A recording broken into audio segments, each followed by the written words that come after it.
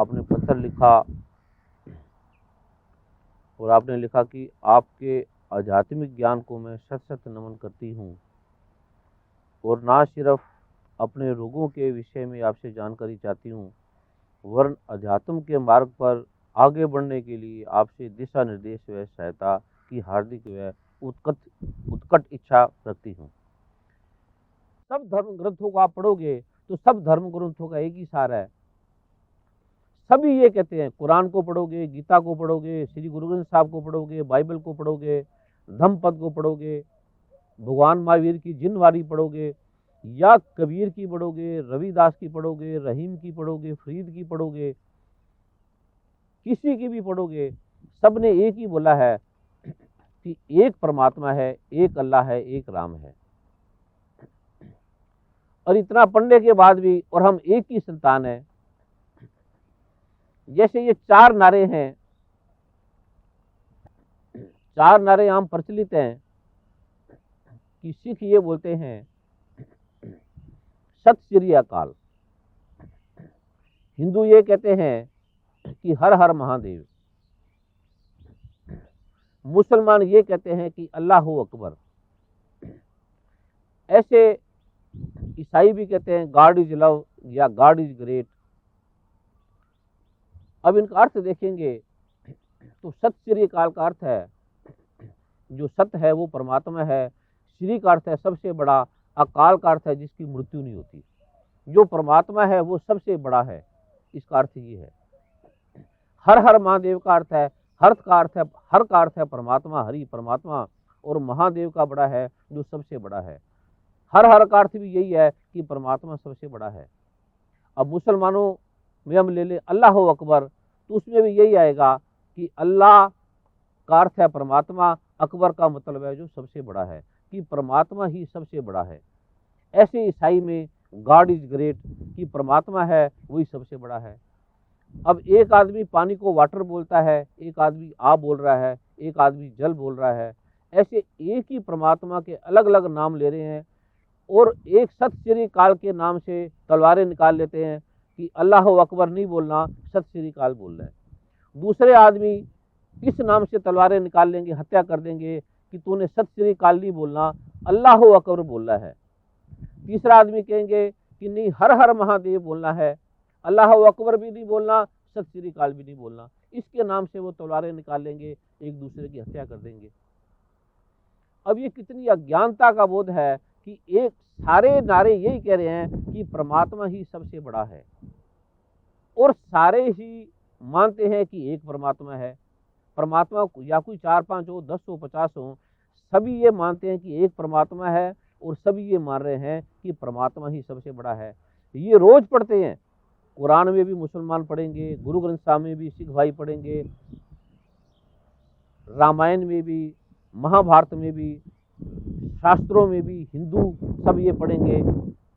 इतना पढ़ने के बाद भी वो लड़ रहे हैं, हत्या कर रहे हैं। इसका मतलब है कि वो पढ़ते हैं, उसको बोध नहीं ले रहे, जान नहीं रहे कि वो लिखा क्या है।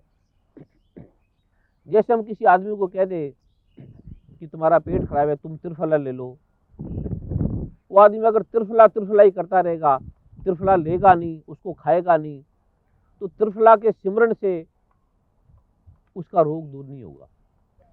ऐसी अगर हम सिर्फ परमात्मा का नाम ही लेते रहेंगे, उससे हमारे हृदय में शुद्धता आएगी, हमारे मन के विकार हटेंगे, लेकिन हमारी मुक्ति नहीं होगी। मुक्ति तब होगी जब हम अध्यात्म को वास्तव में जानेंगे और परमात्मा को जानेंगे। जैसे एक पिता के 4 बच्चे हों, एक का नाम सोहन सिंह हो, बचपन में बिछड़ जाएं, एक का नाम मोहम्मद दीन बन जाए, एक का नाम रामलाल हो जाए, एक का नाम जॉन हो जाए, और वो आपस में लड़ने लगे। अचानक उन्हें कोई मिल जाए, समझा दे कि भाई तुम ये चारों एक ही पिता की संतान हो, तुम्हारे सबका एक ही पिता है। तो उनके हाथों से जो तलवारें हैं, अगर वो वास्तव में जान लेंगे या उनके पहचानों से, चिन्हों से उन्हें ये ज्ञान हो जाए कि तुम चारे हो, लड़ रहे हो एक दूसरे के लिए, ये तुम एक ही पिता की संतान हो, तुम्हारा एक ही पिता है, तो उनके हाथों से तलवारें, बंदूकें या जो भी बम होंगे वो छूट जाएंगे। अगर उन्हें बोध हो जाएगा कि हमारा एक पिता है, हम आपस में भाई हैं। ऐसे सारे सारे लोग, सारे धर्म ये कह रहे हैं कि हम एक पिता की संतान है, हम एक पिता की संतान है, हमारा एक पिता है, हम सब भाई हैं। हिंदू भाई भी ये कह रहे हैं, मुसलमान भाई भी ये कह रहे हैं, सिख भाई भी ये कह रहे हैं, ईसाई भाई भी कह रहे हैं कि हम सब भाई हैं, हमारा एक पिता है। और इतना जानने के बाद भी वो आपस में एक दूसरे की हत्या कर रहे हैं। क्या कोई हिंदू भाई, अगर वो 4 भाई हों, वो अपने भाई का कत्ल करेगा, हत्या करेगा? क्या कोई सिख जिसके 4 भाई हों, 5 भाई हों, उन्हें पता हो, वास्तव में पता हो, तो किसी भाई की हत्या करेगा? ऐसे ही ईसाई, ऐसे ही मुसलमान, ऐसे ही अलग अलग धर्मों को मानने वाला, सारे लोग ये जप रहे हैं कि एक पिता है, एक पिता एकस के हम बालक। ये जानने के बाद भी जिसको अगर वास्तव में बोध हो जाएगा तो वो किसी की हत्या नहीं करेगा, किसी को नुकसान नहीं करेगा। ऐसे अगर धर्म का, अध्यात्म का जिन्हें वास्तविक बोध हो जाता है, उसके लिए सबसे पहले जो नींव है वो गुरु की होती है, वो सदगुरु की होती है। और सदगुरु कभी भी, किसी भी युग में सदगुरु जब भी होता है वो नारायण स्वयं होता है। कोई आम आदमी सदगुरु नहीं बन सकता। सदगुरु जब भी बनेगा स्वयं नारायण बनता है, स्वयं राम बनता है, स्वयं भगवान श्री कृष्ण बनते हैं। ये सदगुरु की सबसे पहली पहचान है। और जो नारायण होगा, जैसे सूर्य है, वो अपने साथ मोमबत्ती नहीं रखेगा कभी, उसे मोमबत्ती की आवश्यकता नहीं है। अपनी रक्षा के लिए मोमबत्तियों की उसे जरूरत नहीं है। सूर्य का अपना प्रकाश इतना काफी है कि मोमबत्ती वहां लोप हो जाएगी, समाप्त हो जाएगी। सतगुरु की पहली यह पहचान है कि सतगुरु अपने साथ कभी सुरक्षा नहीं रखेगा, पुलिस के कर्मचारी नहीं रखेगा, अपनी रक्षा के लिए सैनिक नहीं रखेगा, अपनी रक्षा के लिए कोई बंदूक, तोहफे, टंक नहीं रखेगा, कुछ नहीं रखेगा। ये सतगुरु की पहली पहचान है। नारायण भगवान जब कृष्ण रूप में पैदा हुए, अभी वो जेल में है, पैदा हुए हैं, उनकी अपनी समर्थ है, अपनी शक्ति है उनकी कि जेल के ताले टूट गए। सारे सैनिक अभी आज पैदा हुए हैं और पैदा होते ही उन्होंने अपनी सुरक्षा स्वयं की, उन्होंने किसी की सुरक्षा नहीं ली। जब छोटे थे उन्हें पूतना रक्षक या जो भी अलग अलग तरह से मारने के लिए आए तो उन्होंने बचपन में ही सबकी हत्या कर दी। जो नारायण स्वयं है वो 16 कला संपूर्ण होता है। वो चाहे करोड़ों रूप ले सकता है, छोटे से छोटा बन सकता है, बड़े से बड़ा बन सकता है। वो इस पृथ्वी को ही उठा के कहीं फेंक सकता है। ये नारायण की शक्ति है, ये नारायण का रूप है, ये नारायण का स्वभाव है। सबसे पहले ये जान ले कि अध्यात्म में जाने के लिए आपको सदगुरु की आवश्यकता है, गुरु की आवश्यकता है। और गुरु भी इतने हैं, आप कैसे पहचानेंगे कि इन, उस समय तो सदगुरु नानक के समय के बाद तो 36 थे, इस समय तो 36,000 नहीं 36 लाख है। आप पहचानेंगे कैसे कि सदगुरु इसमें से है कौन? आप कैसे पहचानेंगे? सबसे पहले तो ये जानना पड़ेगा कि मैं अध्यात्म जानने के लिए आपको सदगुरु के पास जाना पड़ेगा। और सदगुरु को पहचानूंगी कैसे? तो सदगुरु की पहली ये पहचान है कि उसके पास कोई, बाहरी ढंग से मैं बता रहा हूँ, उसके पास कोई सुरक्षा नहीं होगी, वो अपने में अकेला काफी है। सदगुरु को छोड़ो, जो जंगल के साधारण शेर हैं वो कभी भेड़ों को, बकरियों को लेकर नहीं चलेंगे, वो अकेला ही काफी है। सिंहों के नहीं लेड़े, ऐसे ग्रंथों में भी लिखा है। और सदगुरु कोई भीड़ को प्रभावित करने का नाम नहीं है। सिंह कोई 8, 10 या 15, 20 नहीं चलेंगे। सिंह जब भी चलेगा अपने में कंप्लीट है, वो अकेला चलेगा। उसे आवश्यकता नहीं है कि मेरे साथ भेड़े, बकरियां, हिरन या पशु पक्षी या गाय या सुंदर सुंदर मेरे साथ चले या ना चले, उन्हें इसकी आवश्यकता नहीं है। वो इसका आवरण नहीं ओढ़ेगा, इमोशनल ब्लैकमेलिंग नहीं करेगा भीड़ के नाम से। वो भीड़ के नाम से जनता को प्रभावित नहीं करेगा, उसका अपना होना ही काफी है। जो भी भीड़ के नाम से प्रभाव डाल रहा है वो सदगुरु नहीं है, वो गुरु हो सकता है। जैसे विद्या का, जैसे हम स्कूल में पढ़ते हैं, कॉलेज में पढ़ते हैं, ये मैथ का टीचर है, ये फिजिक्स का टीचर है, ये साइंस का टीचर है, ये केमिस्ट्री का टीचर है, या ये अलग अलग विषयों के गुरु हैं, अलग अलग विषयों के मार्गदर्शक हैं। ऐसे वो गुरु हो सकते हैं, अध्यात्म के बारे में बताने वाले हो सकते हैं। अध्यात्म के बारे में बताना और अध्यात्म के बारे में जानना विपरीत विषय हैं। अध्यात्म के बारे में आपने जो लिखा है कि आपके आध्यात्मिक ज्ञान को मैं शत शत नमन करती हूँ, और न सिर्फ अपने रोगों के विषय में आपसे जानकारी चाहती हूँ, वर्ण अध्यात्म के मार्ग पर आगे बढ़ने के लिए आपसे दिशा निर्देश व सहायता की हार्दिक इच्छा रखती हूँ। पहले आप ये जान लें कि जगत में जैसे हम बढ़ते हैं, जैसे हम बिजनेस कर रहे हैं, फैक्ट्री लगा रहे हैं, या स्कूल में पढ़ रहे हैं, कॉलेज में पढ़ रहे हैं, या हम अपने देश को, भारत को या पाकिस्तान को या अमेरिका को आगे बढ़ाना चाहते हैं, अध्यात्म में ऐसी कोई नहीं है सबसे पहले कि आप आगे बढ़ना चाहते हैं। ये आगे बढ़ना शब्द ही अध्यात्म के मार्ग में विरोध है। जब आप आगे बढ़ना चाहते हैं, ये शब्द का इस्तेमाल करते हैं, तो इससे साफ प्रतीत होता है कि आप में जैसे संसार में प्रतिस्पर्धा है कि हम उससे बढ़ना चाहते हैं। रामलाल कहेगा मैं श्यामलाल से बढ़ना चाहता हूँ, गोविंद सिंह कहेगा कि मैं अवतार सिंह से आगे बढ़ना चाहता हूँ, या कोई विद्यार्थी कहेगा कि मैं इसको छोड़कर स्कूल में, कॉलेज में फर्स्ट आना चाहता हूँ, उससे आगे बढ़ना चाहता हूँ।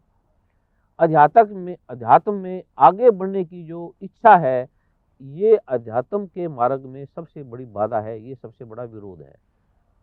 अगर आप अध्यात्म में जाना चाहते हो तो आगे बढ़ने की जो इच्छा है, ये आपके मार्ग में सबसे बड़ी हानिकारक है। ये आपको विनाश की तरफ ले जाएगी, ये आपको विकास की तरफ नहीं ले जाएगी। सबसे पहले आप आगे बढ़ने की बजाय, जैसे आप नीचा होंगे, जैसे आप छोटा होंगे, जैसे आप अपने आप को तुच्छ समझेंगे कि मैंने बढ़ना नहीं है, मैंने मिटना है।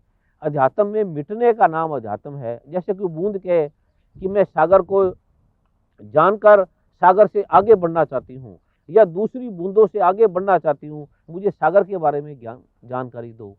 सागर की जानकारी लेकर मैं दूसरी बूंदों से, दूसरे जल से, दूसरी तरंगों से आगे बढ़ना चाहती हूँ। ये कितनी इसी तरह का ये प्रश्न है।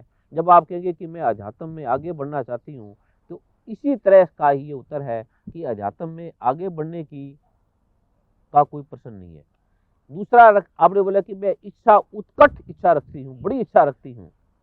तो इच्छा जो है वो जगत के लिए, परिवार के लिए, संसार के लिए, देश के लिए अति आवश्यक है। क्योंकि आप इच्छा करेंगे तभी आप अच्छे विद्यार्थी बनेंगे, अच्छे टीचर बनेंगे, अच्छी माँ बनेंगे, अच्छी बहन बनेंगे, अच्छे पिता बनेंगे, अच्छे डॉक्टर बनेंगे, अच्छे जो भी आप अच्छे बनेंगे। जैसे आप इच्छा रखेंगे वैसे आप जगत में अच्छा बनेंगे। जैसे आप में संकल्प शक्ति होगी। अब जो आधुनिक विज्ञान है, आधुनिक जो चिंतक है, मनीषी हैं, वो यही बोलते हैं कि जितनी आपकी प्राण शक्ति होगी, जितनी आपकी इच्छा होगी, जितनी आप में प्रेरणा होगी, शक्ति होगी, उतना आप आगे बढ़ेंगे। ये जगत में बढ़ने का नियम है। लेकिन अध्यात्म के मार्ग पे इच्छा जो है वो सबसे बड़ी बाधा है। अगर आपकी इच्छा होगी, इच्छा से संबंध है कि आप मन से परिपक्व होना चाहते हैं, आप मन को विकसित करना चाहते हैं, या जो मानसिक शक्तियां हैं, या जो तंत्र है, मंत्र है, सम्मोहन है, उच्चाटन है, मारण है, मोहन है, या और जगत की जो जो विद्या है, उसमें आप दक्षता प्राप्त करना चाहते हैं, तो ये अध्यात्म के मार्ग में बाधा है। जब आप इच्छाओं को हटाने की, त्याग करने की, इच्छाओं से पार जाने की अगर आपकी कामना है, इच्छाओं के पार जाने की कामना भी कामना है, ये कामना भी अध्यात्म के मार्ग में बाधा है। लेकिन सबसे पहले आपको ये जानना चाहिए कि ये जो इच्छा है, ये अध्यात्म से इसका कोई संबंध नहीं है, ये आपस में विरोधी हैं, जैसे अंधकार और प्रकाश। अगर आप कोई इच्छा लेके चलेंगे कि मैं आगे बढ़ना चाहती हूँ, तो इससे ये प्रतीक होता है कि आपकी डोमिनेशन प्रवृत्ति है, आप दूसरों को पकड़ना चाहते हैं और दूसरों से आगे बढ़ना चाहते हैं। ये प्रवृत्ति आपको रोगी बनाएगी, आपको कष्ट देगी, आपको हानि देगी, और हो सकता है पत्थर पढ़ने से ये लगता है कि आपने बड़ा अच्छा प्रश्न किया है, बड़ा ही अच्छा लिखा है। ये जो प्रश्न है ये रोगों को भी निमंत्रण दे सकता है, क्योंकि जब हम किसी चीज़ को पकड़ते हैं, किसी चीज़ को कैद में करते हैं, तो वो हम जिस चीज़ को भी पकड़ते हैं हम खुद भी बंध जाते हैं। एक बार भगवान बुद्ध से किसी ने पूछा, भगवान बुद्ध ने किसी से पूछा, एक आदमी गाय को लेकर जा रहा था रस्से से बांधकर, तो भगवान बुद्ध ने उससे पूछा शिष्य से कि ये गाय गुलाम है या ये आदमी गुलाम है। तो शिष्यों ने कहा भी प्रभु ये तो साफ दिख रहा है कि गाय गुलाम है, गाय को बांधा हुआ है, और ये व्यक्ति है ये गाय को बांध कर जा रहा है, ये गुलाम नहीं है, गाय गुलाम है, गाय बंधी हुई है। तो भगवान बुद्ध ने उन्हें कहा कि आप जरा इसका जो रस्सा है वो काटें। जैसे उसने उसको रस्से को काटा तो गाय दौड़ पड़ी, भाग पड़ी, और वह व्यक्ति उसके पीछे भागने लगा। तो बुद्ध ने कहा कि जो आपको प्रतीत हो रहा है वैसे नहीं है, गाय तो मुक्त है, ये आदमी बंधा हुआ है जिसने गाय को बांधा हुआ है, इसके हाथ बंधे हुए हैं, इसकी जो मुक्तता थी वो समाप्त हो गई है, ये आदमी बंधा हुआ है। तुम्हें नजर आ रहा है कि गाय बंधी हुई है, वास्तव में ये व्यक्ति बंधा हुआ है, क्योंकि बंधा हुआ जो व्यक्ति है वो दूसरे को बांधना चाहेगा। उसे परमात्मा भी आके सुख नहीं दे सकता जो दूसरे को पकड़ने की, दूसरे की बांधने की कामना रखता है। परम पूज्य महाब्रह्म ऋषि श्री कुमार स्वामी जी नामक कल्पवृक्ष ने भारत में ही नहीं पूरे विश्व को अपनी कृपाओं से कृतार्थ किया। वेदों के शास्त्रोक्त बीज मंत्रों के प्रभाव को देश विदेश के बुद्धिजीवियों ने भी स्वीकारा।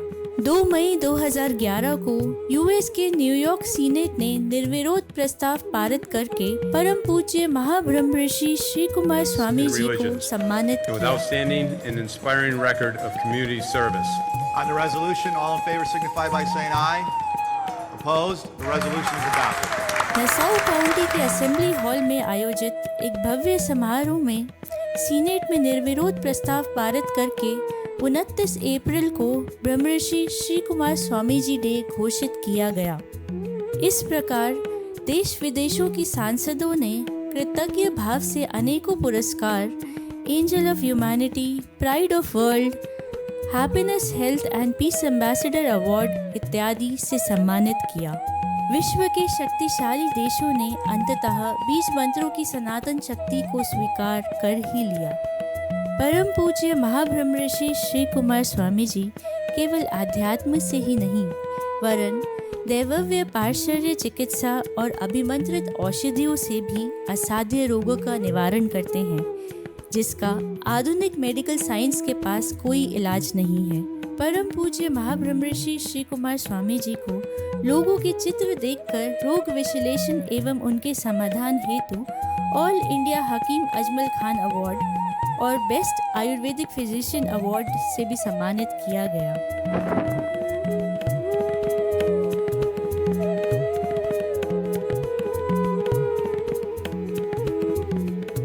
यह आश्चर्यजनक अद्भुत सत्य है कि केवल चित्र देखकर रोगों और समस्याओं के विषय में न केवल बताना बल्कि सहज सरल साक्षात समाधान करना। वर्ष 2002 में आस्था चैनल में प्रसारित कार्यक्रम आयुर्विज्ञान के रहस्य में महाब्रह्म ऋषि श्री कुमार स्वामी जी ने 21 वर्ष पहले ऐसा प्रत्यक्ष करके पूरे विश्व को आश्चर्यचकित किया था। यह कार्यक्रम उस समय सबसे अधिक लोकप्रिय कार्यक्रमों में एक कार्यक्रम माना गया था। आपकी बारंबार की मांग पर इस कार्यक्रम के मुख्य अंश YouTube में प्रसारित किए जा रहे हैं।